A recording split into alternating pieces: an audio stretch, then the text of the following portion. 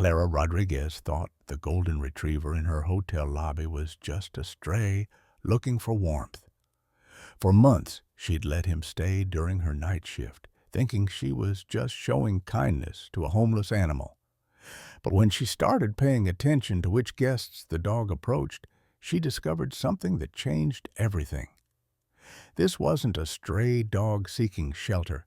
This was a four-legged guardian angel who could sense when someone was planning to end their life, and he was saving them one gentle interaction at a time. Welcome to Dog Vision TV. Before we dive into this incredible story of intuition, compassion, and life-saving intervention, tell me in the comments, what city are you watching from today?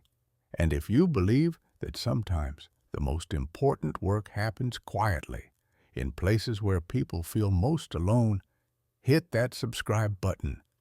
This story will show you that guardian angels don't always have wings. Sometimes they have paws. The Grand Metropolitan Hotel stood like a beacon of luxury in downtown Seattle, its marble lobby gleaming under crystal chandeliers even in the early hours of morning. The night shift brought a different energy to the five-star establishment, quieter, more intimate, with a clientele that often carried stories heavier than their designer luggage. Clara Rodriguez had been working the night reception desk for 3 years, long enough to recognize the patterns of late-night hospitality. Business executives catching red-eye flights, international travelers dealing with jet lag, couples seeking weekend escapes, and occasionally guests who checked in carrying burdens that no concierge service could address.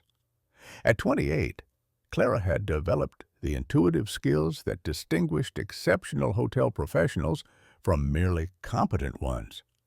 She could read a guest's needs within moments of their arrival, anticipate requests before they were made, and provide the kind of personalized service that had made the Grand Metropolitan famous for caring about its visitors. But for the past 8 months, Clara had been sharing her workspace with someone whose intuitive abilities seemed to surpass even her own professional training.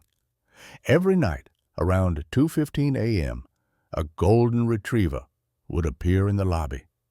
Not through the main entrance, Clara had never seen him arrive, but somehow he would materialize near the seating area, settling into a position that allowed him to observe the entire space without intruding on guest privacy.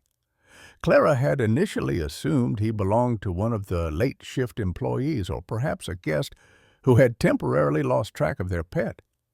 But after weeks of discreet inquiries, she realized that no one claimed ownership of the dog. He was, by all appearances, a stray who had found his way into the hotel's warm, secure environment. Her first instinct had been professional concern. Hotel policy clearly prohibited unauthorized animals in guest areas, but something about the dog's behavior made Clara hesitate to report his presence to management. As Clara's awareness of Angel's presence grew, she began paying closer attention to the guests who captured his interest. What she discovered made her question whether Angel's appearances in the lobby were as coincidental as she'd assumed. The guests Angel approached shared certain characteristics that weren't immediately apparent, but became clear through Clara's professional observation. They often checked in alone, requested rooms on higher floors, seemed distracted or distant during the registration process, and displayed what Clara had learned to recognize as signs of deep emotional distress.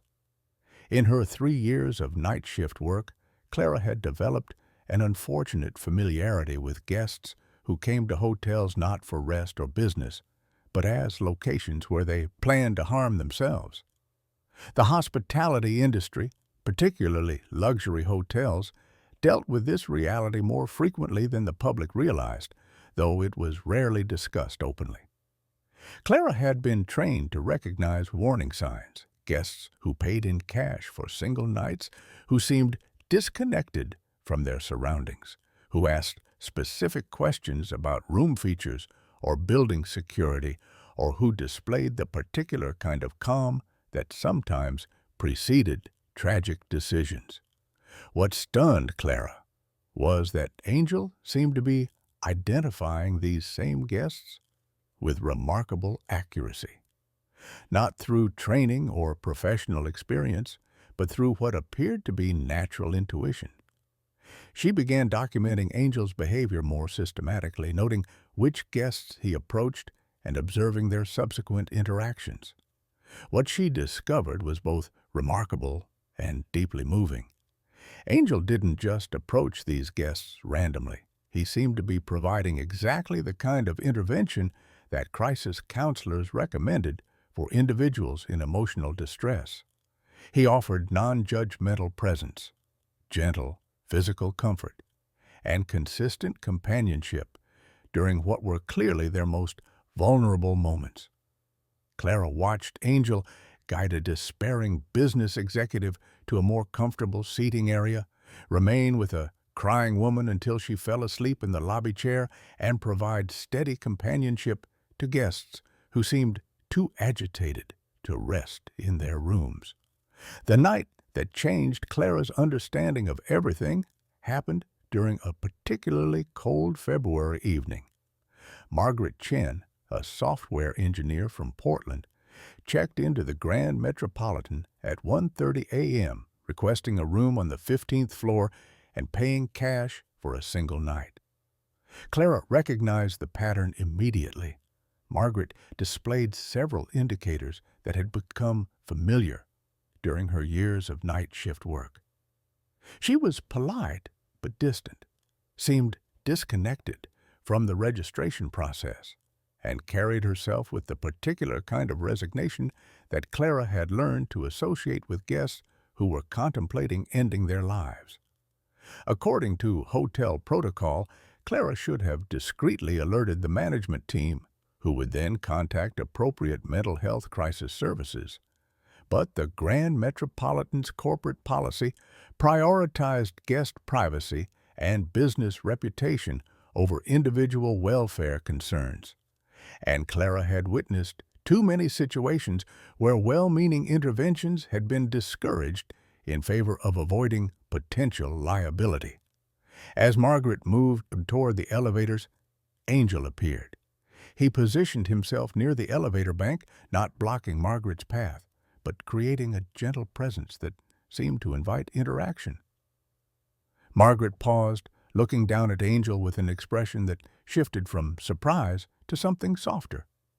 She knelt beside him, and Angel responded by moving closer, resting his head against her shoulder in a gesture that seemed to offer exactly the comfort she needed. For 20 minutes, Clara watched Margaret sit on the lobby floor with Angel, crying quietly while the dog provided steady, non-judgmental companionship. No words were exchanged, no advice given, no professional intervention attempted. Angel simply remained present, offering the kind of unconditional acceptance that human crisis counselors spent years learning to provide. When Margaret finally stood to continue to her room, something had changed in her demeanor. The resignation was gone, replaced by what Clara could only describe as a reconnection with the moment, with her surroundings, with the possibility that she mattered to someone, even if that someone was a dog who had appointed himself to care. Margaret spent 3 days at the Grand Metropolitan. Each night, Angel appeared to spend time with her. By the time she checked out, she was making phone calls to family members, scheduling follow-up medical appointments, and displaying the engaged behavior of someone who had reconnected with life. Clara's documentation of Angel's presence inevitably attracted the attention of hotel management. During a routine staff meeting, Assistant Manager David Kim mentioned that security cameras had captured unauthorized animal presence in the lobby during night shifts, and that the situation needed to be addressed immediately. "We can't have stray animals in guest areas," Kim explained to the night shift staff. "It's a liability issue, a health concern, and frankly, it's not the image we want to project for a 5-star establishment." Clara felt her heart sink as Kim continued, "Whoever has been allowing this animal to remain in the lobby needs to contact animal control immediately. We can't make exceptions to our no pets policy regardless of the circumstances. That night, as Angel took his usual position in the lobby, Clara faced a decision that would define both her career and her conscience. She could follow corporate policy, remove Angel from the hotel, and continue her work without complication. Or she could find a way to protect what she now understood was life-saving work that happened to have 4 legs and a tail. Clara chose courage over compliance. Instead of calling animal control, she began documenting Angel's interventions more thoroughly. She photographed the guests he approached with their permission, recorded the timing and nature of his interactions, and began researching the science behind animals' ability to detect human emotional distress. What she discovered reinforced her growing conviction that Angel's presence in the lobby wasn't coincidental. It was essential. Research from veterinary behaviorists and crisis intervention specialists confirmed that dogs could detect hormonal and chemical changes associated with severe depression, anxiety, and suicidal ideation. Angel wasn't just providing comfort to distressed guests. He was identifying individuals in crisis with an accuracy that rivaled professional assessment tools. Clara realized that removing Angel from the hotel wouldn't just eliminate a minor policy violation. It would end a suicide prevention program that was saving lives without any cost to the hotel, any training requirements, or any official recognition. When David Kim approached Clara the following week about the ongoing animal situation, she was prepared with a response that surprised both of them. "I won't be calling animal control," Clara said clearly, "and I won't be enforcing the pet policy regarding Angel." Kim's expression shifted from administrative irritation to genuine confusion. "Clara, this isn't a request. It's a direct instruction from management." "I understand," Clara replied, "and I'm respectfully refusing to comply." She handed Kim a folder containing her documentation of Angel's work. "Before you decide to write me up or terminate my employment, I'd like you to review what this dog has been doing during the night shifts." Kim opened the folder to find a comprehensive record of Angel's interventions, timestamps showing his appearances, photographs of his interactions with guests, and follow-up information showing that several guests who had received Angel's attention had later contacted the hotel to express gratitude for the therapy dog program they assumed was an official hotel service. "This dog has prevented at least 3 suicide attempts in the past month," Clara continued. "He's providing crisis intervention services that we're not trained to offer, that we're not legally qualified to provide, and that we're not paying for. He's making the Grand Metropolitan a safer place for guests who are experiencing the worst moments of their lives." Kim studied the documentation in silence. As assistant manager, he was familiar with the hotel's occasional encounters with guests in crisis, and he understood the liability and public relations challenges these situations created. "Clara," he said finally, "even if what you're documenting is accurate, we can't just ignore corporate policy because an animal is performing unofficial therapy work." "Then change the policy," Clara responded. "Create an official program. Hire a certified therapy dog. Develop protocols for guest mental health support. But don't remove Angel until you have something better to replace what he's already doing." The conversation ended without resolution, but Clara had made her position clear. She would continue protecting Angel's ability to work in the lobby, even if it cost her job. Clara's stand initiated a review process that brought unexpected attention to Angel's work. Hotel management consulted with legal counsel, insurance representatives, and eventually mental health professionals who specialized in animal-assisted therapy.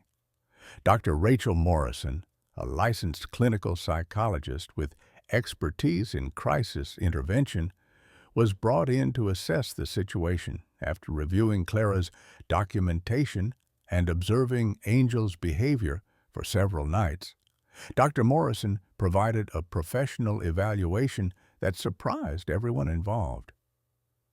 What this dog is doing represents textbook crisis intervention, Dr. Morrison reported to hotel management. He's providing exactly the kind of non-judgmental presence, consistent companionship, and emotional support that research shows can be life-saving for individuals experiencing suicidal ideation.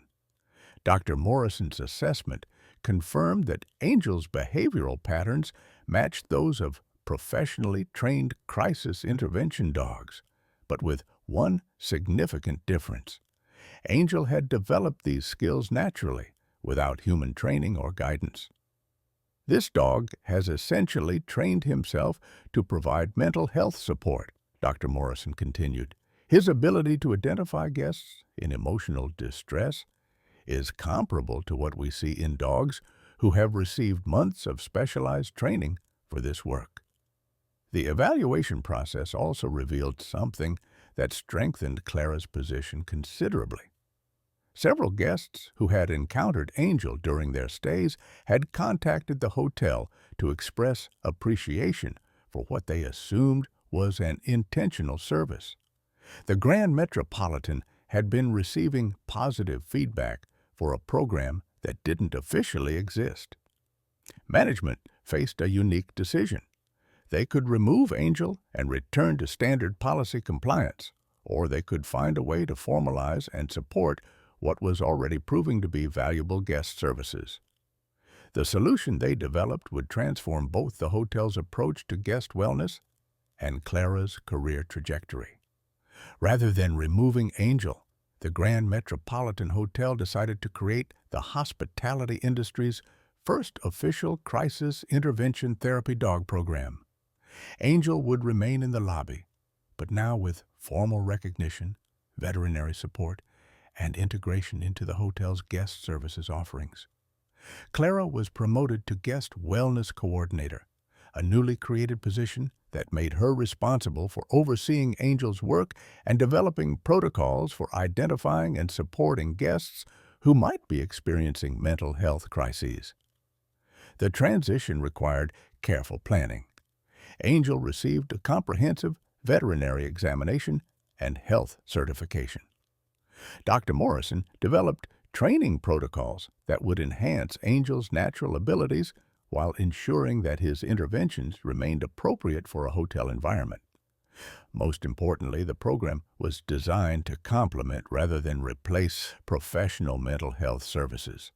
Angel's role was to provide immediate emotional support and companionship, while Clara coordinated with local crisis intervention services when more intensive help was needed.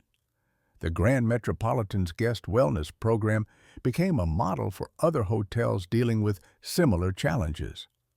Angel's work demonstrated that hospitality establishments could provide meaningful support for guests in crisis while maintaining the privacy, discretion, and luxury service that characterized high-end accommodation.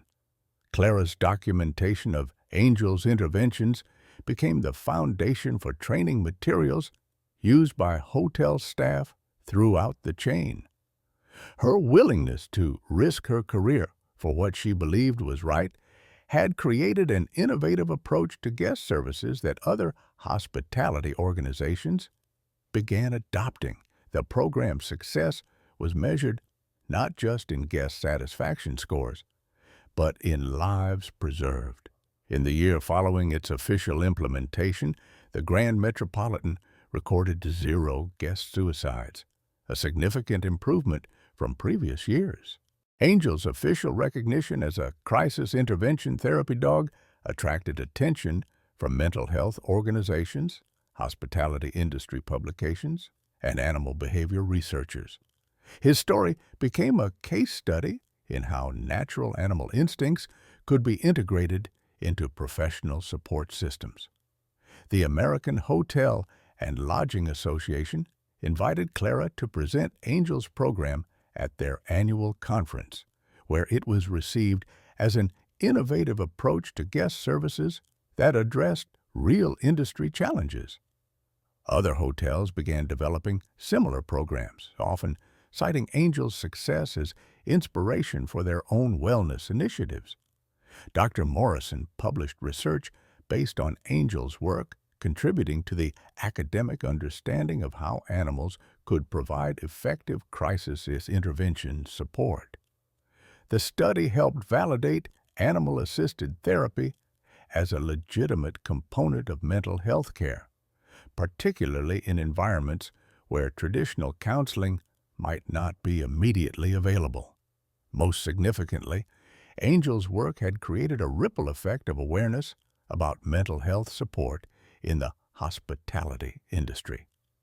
Hotel staff throughout the chain received training in recognizing signs of guest distress, understanding when to offer additional support, and knowing how to connect guests with appropriate resources.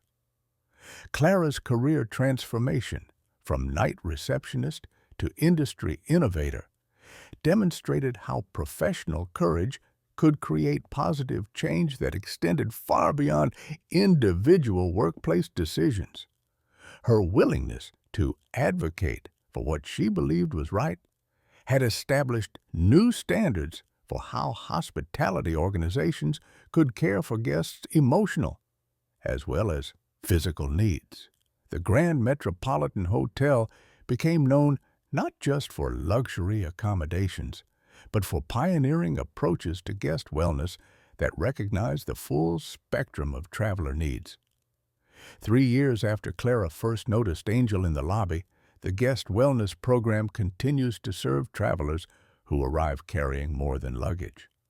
Angel, now officially recognized as the hotel's chief comfort officer, maintains his nightly presence in the lobby with the same intuitive dedication that first caught Clara's attention.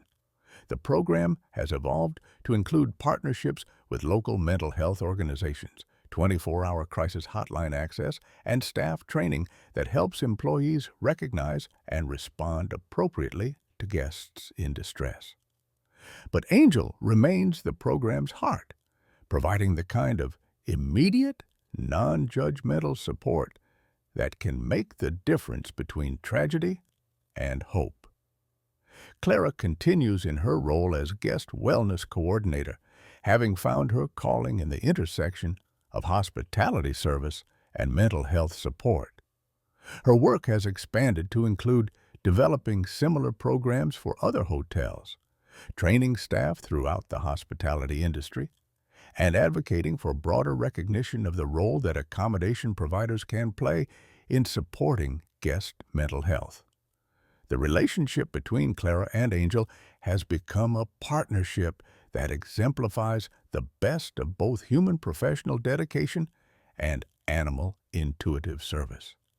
Together, they've created a model for how recognition, support, and institutional courage can transform individual acts of compassion into systematic approaches to community care. Angel's story has traveled far beyond the marble lobby where it began, inspiring similar programs in hotels, hospitals, airports, and other locations where people in crisis might need immediate support. His work proves that some of the most important healing happens not in clinical settings, but in everyday spaces where someone who cares enough to pay attention might notice when help is needed. Every night at 2:15 a.m., Angel still appears in the Grand Metropolitan Hotel lobby, ready to offer comfort to guests whose stories include more pain than their reservation details reveal. His presence represents more than animal therapy. It's a testament to the power of recognition, the importance of professional courage, and the possibility that life-saving support can emerge from the most unexpected sources. Clara's decision to protect Angel's work, rather than comply with corporate policy, had created something that neither professional training nor institutional planning could have developed. Her willingness to risk her career for what she believed was right had transformed individual compassion into systematic care. The hospitality industry had discovered that true luxury service sometimes meant recognizing when guests needed more than thread counts and room service. They needed someone who would notice their pain and respond with unconditional acceptance and presence. Angel's story reminds us that guardian angels work in many forms, that life-saving intervention can happen through gentle presence rather than dramatic rescue, and that sometimes the most important work in our communities is performed by those who simply choose to pay attention and care about what they see. In a world where people often feel most alone in crowded places, Angel had created a space where being seen, acknowledged, and accepted could provide the connection needed to choose life over despair. His work continues, one quiet interaction at a time, proving that some miracles happen through pause, patience, and the recognition that every life has value. Angel didn't need training to recognize when someone was contemplating ending their life. He didn't need credentials to provide exactly the kind of support that could save them. He simply saw people in pain and chose to offer comfort, presence, and the message that someone cared about their well-being. Have you encountered these quiet guardians in your travels? Animals or people who seem to appear exactly when someone needs them most? The unofficial therapy providers who work without recognition? Share their story in the comments below. Subscribe to Dog Vision TV for more incredible stories of dogs who provide healing, hope, and life-saving support in places where people need them most. These four-legged angels remind us that some of the most important work happens quietly, consistently, and with a love that asks nothing in return. And remember, if you're struggling with thoughts of self-harm, you're not alone. Help is available, hope is possible, and your life has value that extends far beyond your current pain.